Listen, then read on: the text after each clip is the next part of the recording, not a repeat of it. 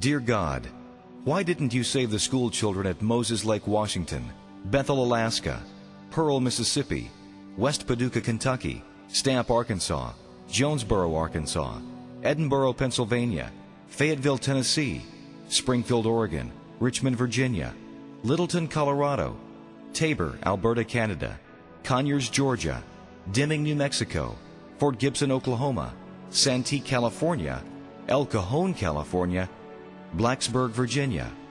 Sincerely, concerned student. Reply: Dear concerned student, I am not allowed in schools. Sincerely, God. How did this get started? I think it started when Madeline Murray O'Hare complained she didn't want any prayer in our schools, and we said, okay.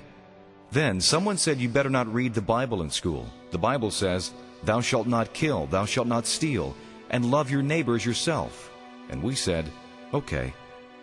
Dr. Benjamin Spock said we shouldn't spank our children when they misbehave, because their personalities would be warped, and we might damage their self-esteem. And we said, an expert should know what he's talking about, so we won't spank them anymore. Then someone said, teachers and principals better not discipline our children when they misbehave. And the school administrator said, no faculty member in this school better touch a student when they misbehave, because we don't want any bad publicity, and we surely don't want to be sued. And we accepted their reasoning. Then someone said, let's let our daughters have abortions if they want, and they won't even have to tell their parents. And we said, that's a grand idea. Then some wise school board members said, since boys will be boys and they're going to do it anyway, let's give our sons all the condoms they want so they can have all the fun they desire, and we won't have to tell their parents they got them at school. And we said, that's another great idea. Then some of our top elected officials said, it doesn't matter what we do in private as long as we do our jobs. And we said, it doesn't matter what anybody, including the president, does in private as long as we have jobs and the economy is good. And someone else took that appreciation a step further and published pictures of nude children, and then stepped further by making them available on the internet.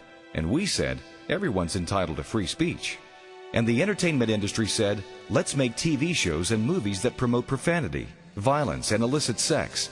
And let's record music that encourages rape, drugs, murder, suicide, and satanic themes. And we said, it's just entertainment, and it has no adverse effect, and nobody takes it seriously anyway. So go right ahead. Now we're asking ourselves why our children have no conscience, why they don't know right from wrong, and why it doesn't bother them to kill strangers, classmates, or even themselves. Undoubtedly, if we thought about it long and hard enough, we could figure it out.